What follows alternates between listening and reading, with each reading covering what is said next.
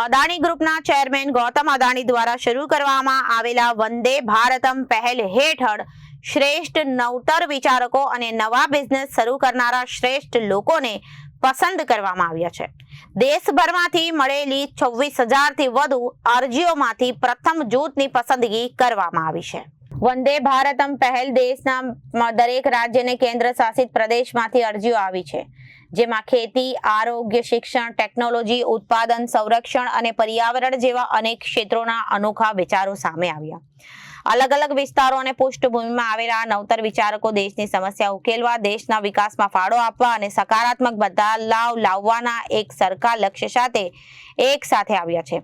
પ્રતિભા કે કૌશલ્ય દરેકમાં હોય છે, પછી ભલે ત્યાં તક કે સવલત હોય કે ન હોય. આ જ વિચાર સાથે વંદે ભારતમ શરૂ કરવામાં આવ્યું છે, જેનો મુખ્ય હેતુ હોશિયાર નવતર વિચારકોને અનુભવી માર્ગદર્શકો, ઉદ્યોગોના દિગ્ગજો નવી તકો સાથે જોડાવાનો છે, જેથી તેમના વિચારકો એક સફળ બિઝનેસમાં બદલાઈ શકે છે. આ પહેલ અદાણીની ઊંડી ભાવના પર આધારિત છે, જે દેશ તેમને સપના જોવાની, કશુંક નવું સર્જવાની અને આગળ વધવાની તક આપી છે. તે દેશને કંઈક પાછું આપવું અને અન્ય લોકો માટે પણ પ્રગતિના એ જ રસ્તા ખુલ્લા કરવા. પ્રથમ ગ્રુપના લોન્ચિંગ પ્રસંગે ગૌતમ અદાણીએ જણાવ્યું કે જ્યારે હું આ નવતર વિચારોને જોઉં છું ત્યારે મને આવતીકાલના ભારતનું ઉજ્જવળ ભવિષ્ય દેખાય છે. પ્રતિભા કે કૌશલ્ય માત્ર મોટા શહેરો પૂરતા મર્યાદિત નથી હોતા, તો પછી તકો પણ શા માટે મર્યાદિત હોવી જોઈએ? મને પૂરી આશા છે કે વર્ષો પછી જ્યારે આપણે આ પહેલા ગ્રુપ તરફ પાછા વળીને જોઈશું, ત્યારે આમાંથી જ એવા નવતર વિચારકોને અને ઉદ્યોગ સાહસિકોને જોવા મળશે, જેમણે ભારતને બદલી નાખનારા વિશાળ સાહસો ઊભા કર્યા હશે.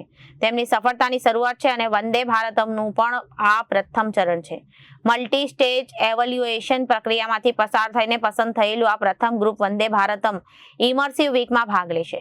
આ અઠવાડિયામાં દરમિયાન તેને અનુભવી માર્ગદર્શકો, બિઝનેસ લીડર્સ અને નિષ્ણાંતો સાથે ચર્ચા વિચારણા કરવાનો તથા માર્ગદર્શન મેળવવાનો મોકો મળશે. સાથે જ મૂલ્યાંકનના આગળના રાઉન્ડ પણ જોડાશે. આ કાર્યક્રમમાં 14 ઓગસ્ટે યોજાનાર વંદે ભારતમ ગ્રાન્ડ ફિનાલે સાથે પૂર્ણ થશે, જ્યાં શ્રેષ્ઠ નવતર વિચારકોનું સન્માન કરીને તેમને વંદે ભારતમ ટ્રોફી એનાયત કરવામાં આવશે. વંદે ભારતમ માત્ર એક સ્પર્ધા નહીં, પણ એનાથી કંઈક વિશેષ તો તેનો લાંબા ગાળાનો હેતુ કે એવો રાષ્ટ્રીય મંચ તૈયાર કરવાનો છે. નવા વિચારોને શરૂઆતથી જ ઓળખી લે તો સાથે ભારતના મુખ્ય ઉદ્યોગો અને મથકો સિવાયના નાના શહેરો કે વિસ્તારોના નવતર વિચારકોને પણ એવા લોકો અને સંસ્થાઓ સાથે જોડાવાનો છે, જે તેમની સફળતાની સફરને વધુ ઝડપી બનાવી શકે છે. વંદે ભારતમ અંગે અદાણી ગ્રુપના ચેરમેન ગૌતમ અદાણી દ્વારા શરૂ કરાયેલી દેશવ્યાપી પહેલ, જેનો હેતુ પાયાના સ્તરેથી નવીન વિચારકો અને સાહસિકતાને, ઉદ્યોગ સાહસિકતાને પ્રોત્સાહન આપવાનો છે. આ પહેલ હેઠળ ભારતભરના આશાસ્પદ નવતર વિચારકોને શોધી તેમને યોગ્ય માર્ગદર્શન, ઉદ્યોગ જગત સાથે જોડાણ અને નવી તકો પૂરી પાડવામાં આવે છે, જેથી તેઓ દેશના વિકાસમાં ભાગીદાર બની શકે છે. આ પહેલ એ મજબૂત વિચાર પર આધારિત છે. પ્રતિભા હોય કે સરહદ કે વિસ્તાર પૂરતી સીમિત નથી હોતી. દેશના કોઈ પણ ખૂણેથી પરિવર્તન લાવનારા વિચારો આવી શકે છે. नमस्कार एवरीवन, मेरा नाम है अंकिता सिन्हा. मैं को फाउंडर हूँ माइकॉप. हम सीडी कॉन्क्रीट प्रिंटिंग टेक्नोलॉजी के द्वारा bunkers, shelters, compact houses, social houses, ये सब स्ट्रक्चर क्रिएट करते हैं. हमारी टेक्नोलॉजी से कंस्ट्रक्शन टाइम जो है 60% तक कम हो जाता है और आपका मटेरियल सेविंग भी आपको 30% होता है. हम ये टेक्नोलॉजी लेकर यहाँ वंदे भारतम में आए और बहुत अच्छा एक्सपीरियंस रहा. बहुत लोगों से बहुत कुछ सीखने को मिला. ग्रास रूट इनोवेशन इतना ज़्यादा हो रहा है देश में, इतना सब काम हो रहा है. इवन एज अ स्टार्टअप भी हमें नहीं पता था कि और क्या क्या फील्ड्स में कितने इनोवेशंस आ रहे हैं. So it was a lovely experience interacting with everyone, all the other participants here. उसके अलावा हमें बहुत अच्छे सेशन सुनने को मिले. बहुत senior management of Adani group and otherwise also people came and shared their stories, their journey in business. And I think it helped us a lot as a startup to understand how scaling up works, how market expansion works, what the industry looks from you.